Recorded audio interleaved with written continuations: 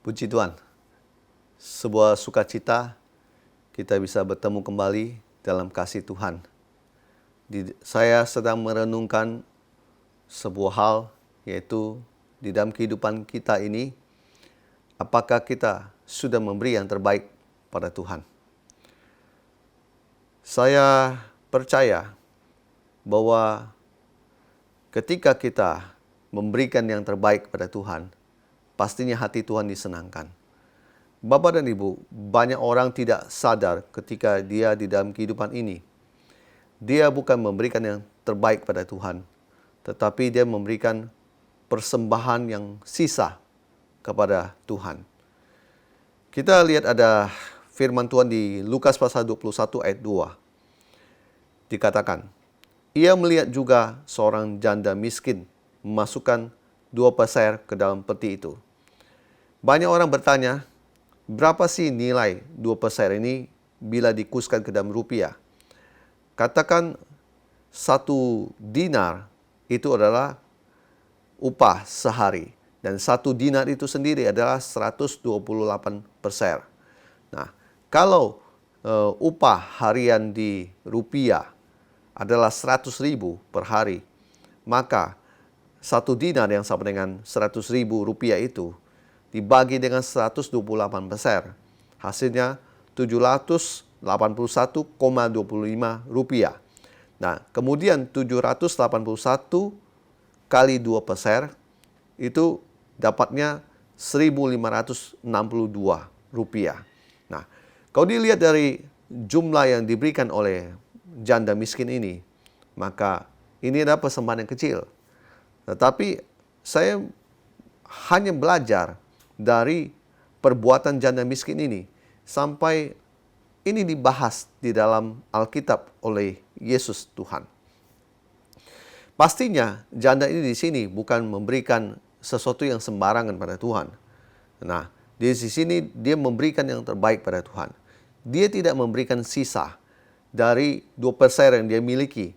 Harusnya dia bisa menggunakan 2 peser ini untuk makan minum, untuk keperluan ini, keperluan itu, dan kemudian baru datang pada Tuhan mempersembahkan sisa dari 2 peser ini.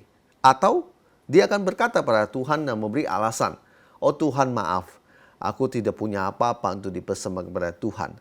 Bukankah saya sering menjumpai hal-hal seperti ini? Ketika orang tersebut saya ketemui di kampung di mana pedalaman, dia selalu berkata, saya tidak punya apa-apa untuk dipersembahkan kepada Tuhan. Janda ini sangat punya alasan, karena dia adalah janda miskin. Dan dia harusnya, dia punya alasan. Ketika dia datang ke hadirat Tuhan, dia punya alasan dia untuk tidak mempersembahkan persembahan. Nah, justru saya belajar, kita belajar bahwa di sini janda ini memberi yang terbaik. Dia tidak memberikan sisa kepada Tuhan ketika dia menghadap Tuhan. Bapak dan Ibu, hari-hari ini ada begitu banyak orang-orang Kristen, ketika dia bangun pagi, dia bukan mencari Tuhan. Kita ini tergoda ketika kita bangun pagi, kita bukan mencari Tuhan, tetapi kita mencari handphone kita mencari kegiatan sosial kita. Maksud saya, sosial itu hubungan dengan media sosial dan lain sebagainya. Dan kita mencari apa yang kita fokuskan, seperti kita main saham, berapa keuntungannya dan sebagainya. Bangun pagi itu yang kita cari, atau berita-berita apa yang terjadi dengan dunia ini, itu yang kita cari. Bapak dan Ibu, seharusnya kita memberi yang terbaik. Ketika kita bangun pagi, kita mencari Tuhan. Dan kegiatan itu berlangsung dari pagi sampai siang. Kita nggak punya waktu buat Tuhan. Kemudian pada sore pun tidak punya waktu buat Tuhan. Ada waktu ketika sudah malam, sudah mau tidur, dan baru mencari Tuhan. Dan itu saya katakan itu memberi sisa kepada Tuhan. Dan di samping di situ sudah lemah, loyo dan sebagainya. Akibatnya manusia secara tubuh itu lemah. Dan kemudian ya mungkin berdoanya tidak konsentrasi, agak sedikit ngantuk dan sebagainya. Dan saya mau berkata itu persembahan yang sisa kepada Tuhan. Dan maka dari itu saya juga termasuk seorang hamba Tuhan yang tidak suka kalau kita itu ibadah sore menjelang malam.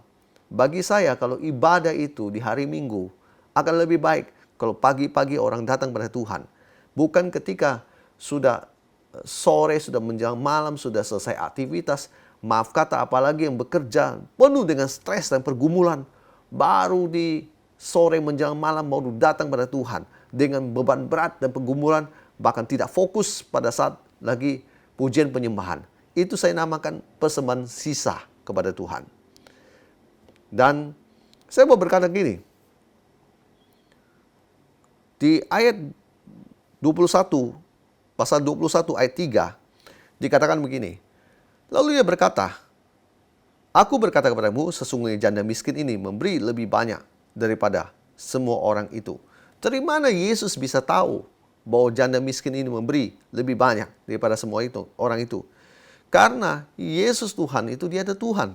Dia tahu apa yang orang-orang perbuat. Orang-orang yang punya duit, orang yang tidak punya duit, janda ini. Dia tahu apa yang terjadi. Dan pastinya Tuhan Yesus ada di lokasi dan sedang memperhatikan.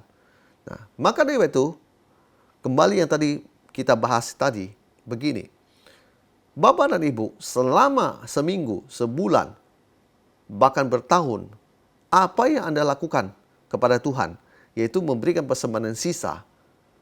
Jangan mengira bahwa Tuhan tidak tahu. Tuhan tahu, karena dia hadir, dia ada di situ, dia melihat apa yang Anda lakukan. Tuhan itu maha hadir, Yehova Shammah. Saya mau berkata, dia tahu apa yang kita lakukan selama berhari-hari, berminggu, berbulan, bahkan tahun. Yang kita berikan selama ini cuma hanya persembahan sisa kepada Tuhan.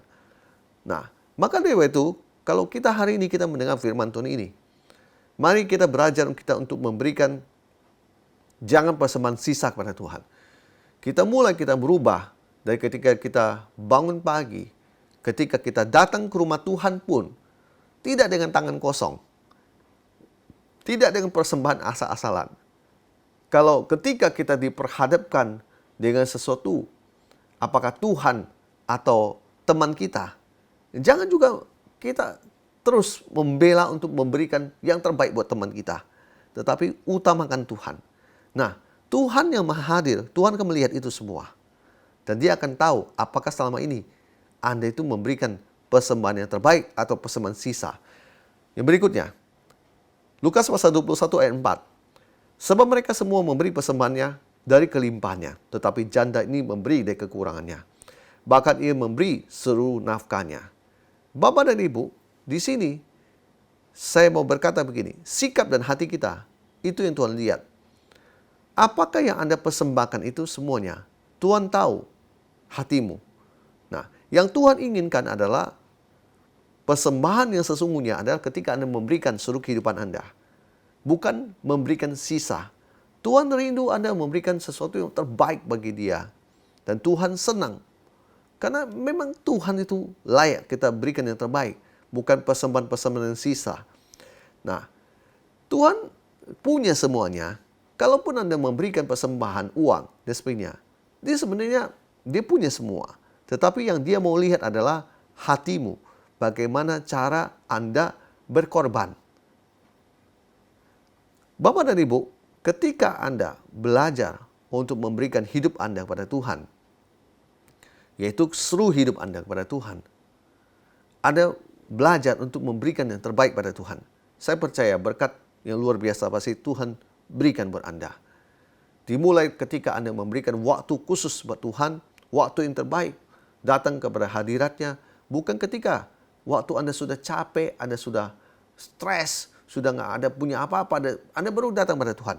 Ada banyak orang saya lihat dalam kehidupan ini, ketika dia punya anak, 2 orang, yang satu yang terbaik, yang 2 yang agak, maaf kata, agak nakal, ada gimana, terus pendidikannya kurang dan sebagainya. Dan dia bilang, oh anak yang nakal ini, saya persembahkan buat Tuhan.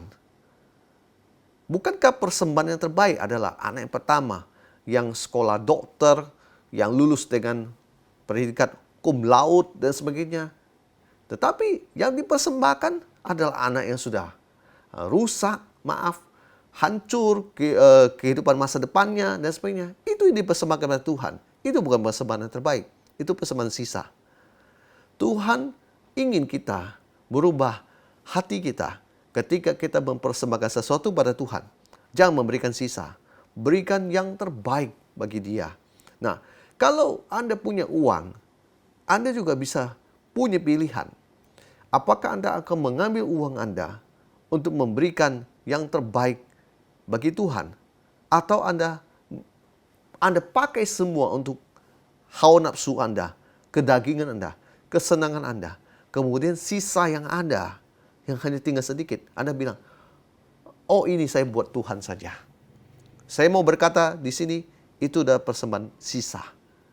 Jangan kerap kali kita melakukan hal itu dan mengira bahwa Tuhan tidak tahu hati kita. Tuhan sebenarnya tahu hati kita. Tuhan ingin hati kita, yaitu persembahan yang sesungguhnya. Hidup kita, hati kita. Ketika kita bisa mempersembahkan hidup kita, maka yang masalah uang, masalah waktu, masalah apapun, saya percaya itu bukan masalah yang besar buat kita. Kita belajar terus dalam hidup ini bagaimana kita menjadi pribadi Kristen yang menyukakan hati Tuhan. Karena saya percaya itulah yang menyukakan dan menyenangkan hati Bapa di sorga ketika Anda bersikap baik, bersikap luar biasa, dan melakukan firman-Nya. Tuhan Yesus memberkati kita semuanya. Haleluya. Amin.